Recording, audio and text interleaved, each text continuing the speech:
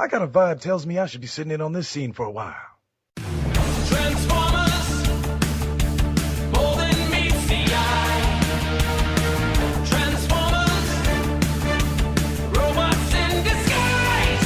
Autobots wage their battle to destroy the evil forces of the Decepticons.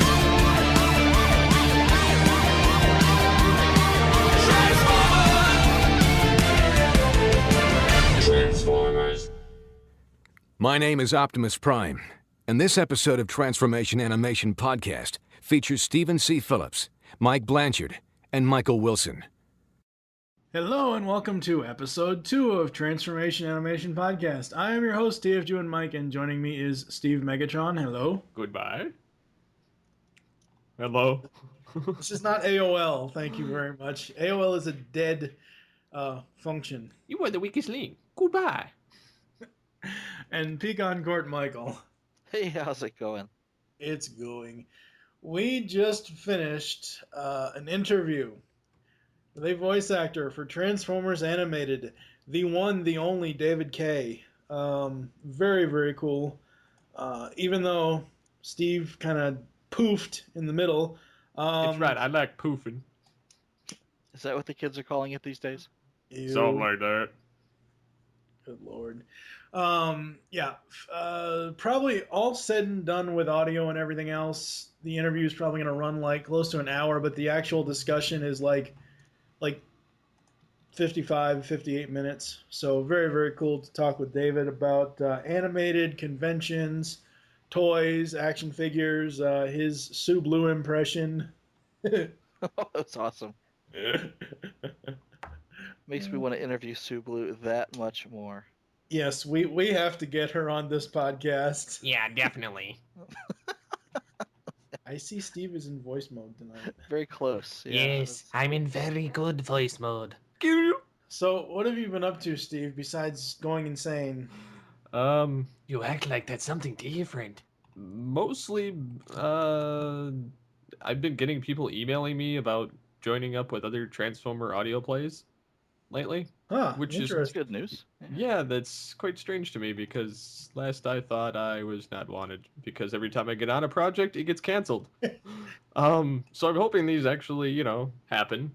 Uh-huh. And Michael hasn't been going into Target and stealing Transformers from the back of the store. Not at all, actually. His I've- obsession I've- is strong.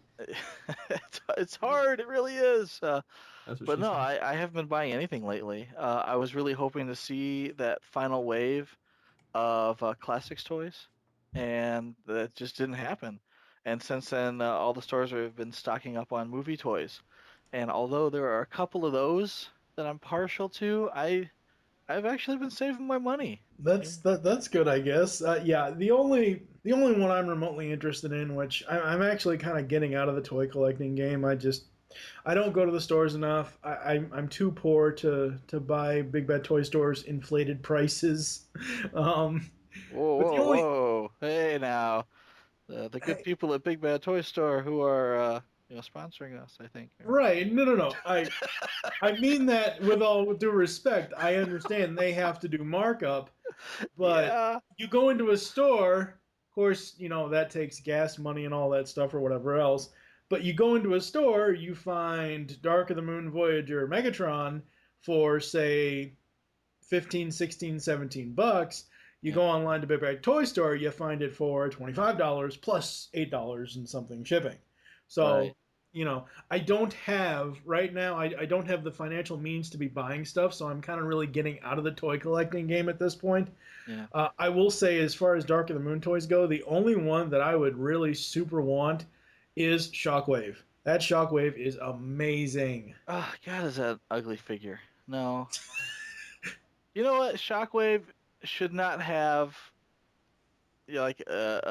pinchers, for a face. I don't like it. Can't recommend it. I did get the Power Glide. I like that one. I was very, very tempted to buy the Starscream repaint, the deluxe Thundercracker. Mm-hmm. Almost bought that one. I was ready to pull it off the shelf just because it's Thundercracker and he's blue and red and he's perfect. But I said, holding off. I'm not buying any more Transformers. I'm not going to do it. I've got like 3,000 now. I think I have enough. Yeah. So, Oh, that's funny. Yes, and I've just been podcasting like normal. Actually, I'm trying to. I have, for those of you who may not know, I know Steve knows this, and I'm not sure if Michael knows this, but I've been writing poetry since I was about 14. And back in 2007, I published my first book of poetry, which I still have 35 copies of. So if anyone wants a copy, $15 shipped. Send an email to tfgmike@gmail.com. I need a new cell phone, damn it. yeah. It's like, yeah, we don't give a shit. So we'll get into the episodes next. Okay, this is definitely not me. This party is getting out of...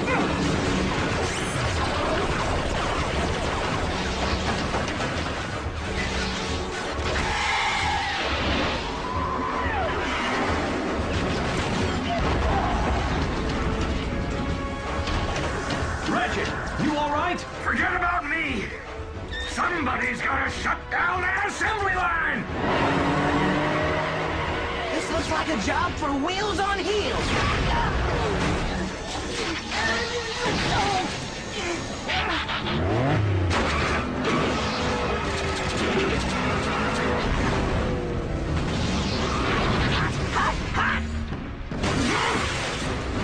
Who needs sensitive? Smashing stuff is fun! Thick-bolted moron.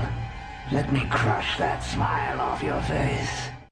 So first up is Home is Where the Spark Is.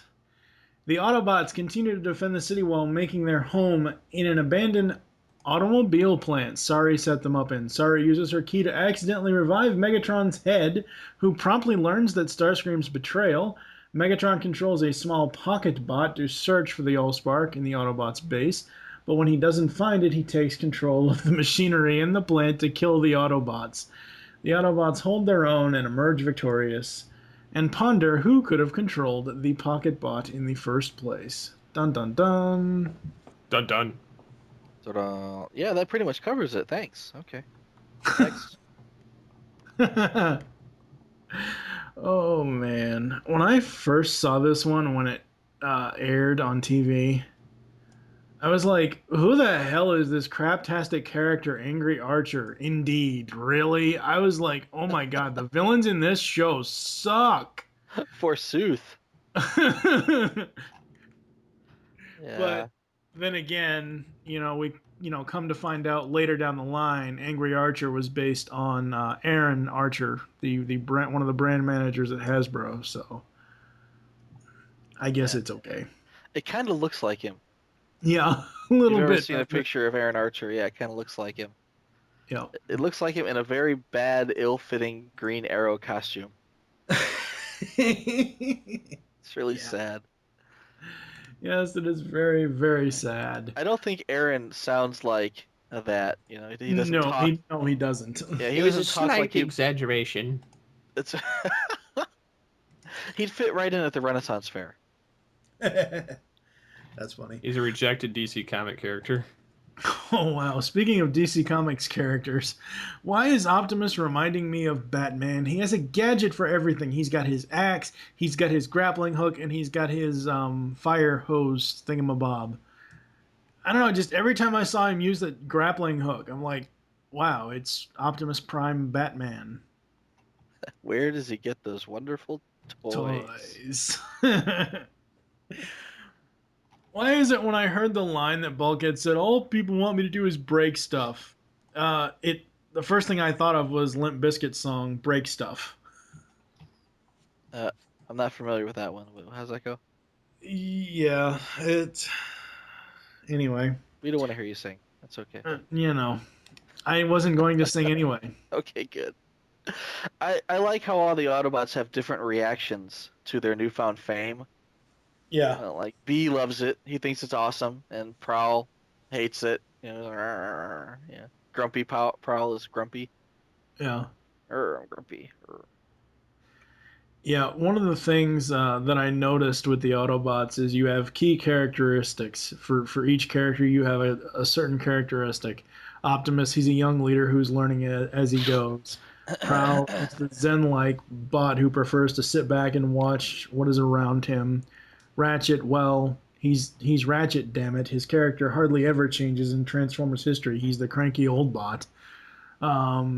Bulkhead, the bot who can't get out of his own way and always ends up messing stuff up, and Bumblebee, the bot who is always about speed and being a dick.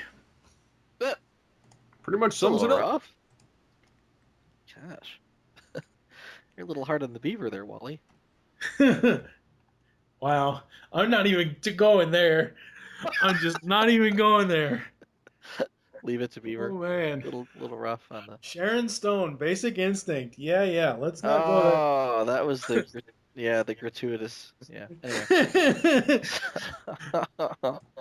And a lot of people, I don't know, but I know some people didn't really agree with Prowl's characterization because he has a way different character base in this series, and we'll find out why that is later. Not to spoil it for anybody, but to the first-time viewer, the whole Zen thing could be really off-putting. I don't think so. I mean, we can't assume that this is the G1 character. True. So, I mean, considering that Optimus Prime is a captain of the ship and not leader of everybody, right? I mean, that alone throws all of the characterizations from G1 out the window. That's true. Right. So with this particular character, you have to take it with a grain of salt, all right? He's the loner type. He's not used to working in a team. We find out straight from the get-go that he's the first to jump in and try to do everything himself. Right. So of course he's going to want to spend more time alone and just enjoying his own surroundings. Yeah. And yeah, no matter how many and when I wrote that note about Prowl being Zen, it was the scene where he and Optimus are talking and Prowl's talking about, being one with nature and watching the cat kill, stalk the bird or whatever else. And of course, Bumblebee pops up in the middle. Yeah, what are we talking about, guys? Yeah, he's still a dick. It's just a terrible way to put it. He just is. No, I think he's just very energetic. And, he at a certain point, maybe you could consider him to be obnoxious. But I think that, he's just wanting to be in the middle of things. He wants that attention. He goes pretty far to get the attention later on. Like I said, in the first episode, last week's episode, it's going to take me a while to actually get to like Bumblebee because I cannot stand him at this point. So we switch gears and we have Megatron awakening. What? Who? Where? Where am I? What am I looked up to? How did I get here? Why are the Autobots still online? Starscream! Yeah, that would suck. It's like, am I dead? I don't think I'm dead. Oh, look, there's Starscream. He's ratting himself out because he's a dumbass. Yes. Okay. He just gets busted right off the bat, and he's thinking, if I had my pimp hand. Oh, there it is. It's somebody's freaking chair. Wonderful. Okay. My pimp hand's strong. My pimp hand is strong, and it's some Dax ass warmer. Wonderful. Get off my hand, flesh creature. I'm using it as my commode. It's like, stop it. I wasn't really happy with the way that Sari's key wakes up Megatron. It's like as if this isn't an overused plot device already. Well, I mean, we can all agree. Even Kevin doesn't like it, but we can all agree from the get-go. I mean, this isn't like, go 2 seasons, have a movie, introduce this huge plot device in the Matrix of Leadership, and then use it throughout Season 3 and Rebirth. This isn't like that. They have this, this feature movie. They introduce it because she gets it in the movie, And by the time the end of the movie, she's already used it twice, once on Prowl, once on Prime. And it's just the biggest plot device in this entire show, and it's just getting old and annoying already. Yeah. Anyway. So Megatron uses the pocket bots, and Sumdax's response to this is, "Ooh, wow! I didn't think I fixed these pocket bots." You would think that pocket bots would be commonplace. Not giant robots, but let's say regular sized garbage can robots are commonplace. Police bots are commonplace, but little tiny, let's say Insecticons, for lack of a better term, those aren't normal household fixtures by now. I guess not. It's surprising, considering that in the and intro they were working on nanobots. So right, but the other thing is, like in the beginning of the episode, when Sari first goes to his lab and first breaks in with her key, which again, ugh. Yeah. But she first breaks in and she stands in the doorway, and then he comes up and he's like, up, not even you are allowed in my private lab, blah blah blah blah blah. And he's like yawning, like he's been sleeping for days, or he hasn't had any sleep in days or anything. He's been up working for a week straight and hasn't slept. Yeah. And he sits there and he drinks the tea. I gotta tell you, that is the worst. Oh, I'm sorry. I like Derek J. Wyatt's designs, but I'm sorry. I kind of almost agree with Kevin when he says his humans are kind of bad. When Sumdac is gulping the tea, you can see the old man crease line in his neck. I was like, oh my god, he's gonna pop a fucking vein. But the guy hasn't slept in like days. He hasn't slept in days. I know. So he's like, oh, did I create these at some point? I don't remember. I just slept in it. Yeah, I'm not even thirsty. I'm like, all right, I'd like another one of those, please. Yeah. I'm not even hungry. I think I'd like a horse. Just, I could bring me a cow and I'll cut off the pieces I want and send the rest home. Yeah, I did not like Sumdac. He's funny. I mean, I can see why he's there, but yeah, he's kind of a useless plot device. I like him. He becomes more important later. Yeah, he's okay, but just in this specific episode, it's like, really? I like him. I think he's an interesting character. Well, poor Prowl. Prowl just can't get a break. No, he can't. Yeah, he no peace and quiet. He can't watch his nature documentaries.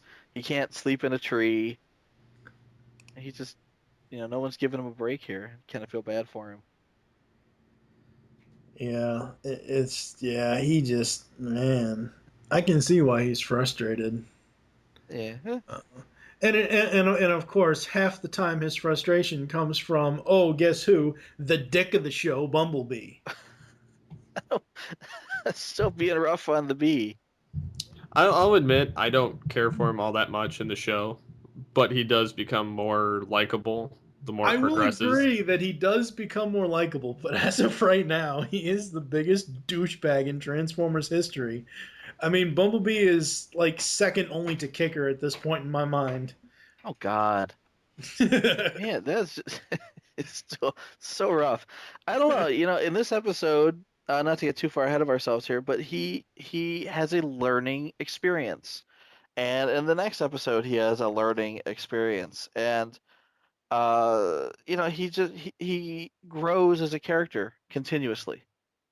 Now, granted, 3 or 4 episodes down the road, he's going to relapse and be an idiot again, but he's progressing. Bumblebee is he's kind of like Spider-Man. He's not Spider-Man is not as bad as Bumblebee in the dick area, but it's one of those things where Spider-Man has all this growth, and then some big thing will set him back and just take all that care. Oh God. No, it's a better reference if I do it this way. Bumblebee is the animated version of Shia LaBeouf. They sigh. You go a little too far on that one. I know. It's reaching. My final note was Transformers should not play Twister. And that's at the beginning scene when Sari first does the slumber party. I did like how Bulkhead tried to get into her sleeping bag. It barely fit over his toe. It did. No, it didn't even fit over his toe. Oh my god. Steve, what do you have for this one? I have, well, I like Megatron and his big glowy, like, purple and blue electrical self when he comes back online, and he looks fucked up. Oh yeah. But it almost, like, in a sense, kind of reminds me of Beast Machines. Not necessarily the fact that he's kind of fucked up, but the sense that I mean, he kind of has like a G1-esque look to him, which, I mean, that's pretty much typical of all Megatrons. But he has more of a Beast Machines tie just because when he comes online, he ends up connecting to a bunch of networks of machines and causing problems for the Autobots. Right. Oh, yeah. I can see that. Sure. Because Yeah. he's plugged into a computer, and that's the only way he can... Yeah. Good call. Yeah. Yes. There's my body. What antiquated system am I hooked into? Yeah. Yeah. I like one of his jokes he had, you Autobot fools are the keepers of the Allspark? This must be some cosmic joke. Yeah. Angry Archer, like I said, rejected DC Comics character, don't care for him at all. That gets thrown into the lot of all the rest of the human villains, which I could care less if they were in the show. Yeah, I kind in retrospect, I kind of like how they throw in a couple human villains for the group to kind of whet their appetite for, get their feet wet with, as far as because they're not heroes, right? They're stepping into this, not really, they're a janitorial crew in space, so these human villains kind of give them a little bit of a taste of what it's like to be heroes before the Decepticons show up and trounce their asses. Yeah. I mean, the human villains by themselves, I think the only one so far, and we'll get to this eventually. Princess. That's the only one I cannot stand. Out of all the human villains, that's the only one I cannot stand. Might be my favorite. Oh, God. Only because Mike doesn't like it. I have to take the opposite stance of Blanchard. Yes. No, whereas Transformers Prime did the human element right, I don't think this exactly hit it. I understand they were going for a kid point of view, but I still don't like it. I like Megatron's coming back online. I am Megatron. Kind of like the movie. Yeah, he's kind of like, but in this, it's almost better than the first movie where he immediately says it. Like Hugo Weaving immediately says it, but in this Corey Burton's version, he's like, I am mega. It's kind of like he's stuttering, and I like that a lot. That was cool. Well, he's damaged. He's coming to terms with the fact he's not in front of Prime anymore. Crap. Yeah. Sorry. No, go ahead. I think I'm messing up my judicious use of mute. I'm sorry. Oh. I was clearing my throat there, and then it occurred to me I might be live. Sorry. Well, it's better than being dead. Feel free to edit that out. Yeah, I'm like. But it's better than being dead. So. Yeah. Sorry. Yeah. That's happened to me before, actually. Didn't like it. I like the computer references that they have in this. Looks like somebody forgot to defrag his hard drive. Yeah. Even though it's like antiquated, like it's just still cool to see in there. I don't like the twister thing. I'll just be honest on that. I think it's. I understand. I mean, and again, this is more so catered towards children, so I can kind of see where some of these little stupid things come up. Well, and the other thing is, Sari is in her own way. Well, yeah, but that's not what I was going to say. What I was going to say was Sari, in her own way, is trying to teach them about human life and human interaction, but it's coming from an 8-year-old little girl. So you have to think, at the time, what would an 8-year-old little girl be into and whatever else. This isn't G1. This isn't... No, and I know everybody knows that this isn't G1, but... This isn't G1. This isn't Spike, the 16-year-old boy who is into giant robots. and wants to help them and teams up with Wheeljack to create the dino, but this isn't that. So I mean, this has its own flavor. I see where the kid angles come in, but yeah, Transformers, especially Bulkhead. Bulkhead should not play Twister. He can barely walk straight, let alone. Like, Yeah. He's like a walking, like, foldable Cosmos bowling ball, like, figure. Yeah. I like how Prowl wins at the end. Well, that's because Prowl is the most agile. He's the ninja. Yeah, he jumps down and woo, I win, and then jumps away real quick. He's just a little too bit flexible. Yeah. Where's Alita 1 when you really need her? Oh, wait, we'll get to that. Never We'll mind. get to that later. Yeah, we'll get to that much later. Never mind. What else did you have, Steve? Well, besides those, trying to see. Edit point. Go fuck yourself. Yes. I like how Megatron eventually reveals himself to Sumdak and That talks him doesn't into. come till later. Shut your face. I don't care. Now, child, I will show you true fear. I like that Okay. quote. I just thought that was funny. Yeah. Yeah, that doesn't happen until 2 episodes from now, though. But he reveals No, more that- Cybertronian technology to Sumdak in order to get Right. a new body. Yeah. Right. So that Sumdak can learn. If I teach you, will you learn? Yeah, that's all I got, though. Thank you, Yoda. Yeah, I like the fact that they live in an abandoned auto manufacturing plant in Detroit. Because like that's what Detroit is known for, and that's pretty much all they're known for. And it just kind of leads into the sometime in the future, their auto manufacturing just takes a total dive, and if it wasn't for the Sumdac robotics industry, then the whole city would just fall into the lake there.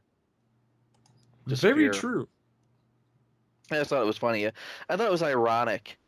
Let's say, it's an abandoned auto manufacturing plant, and now they live in it. Yeah. What I thought was really strange. I didn't place this as, like an industrial facility. I just thought it was like a big warehouse, and it wasn't until they show all of the mechanical arms and all this stuff and going on, and that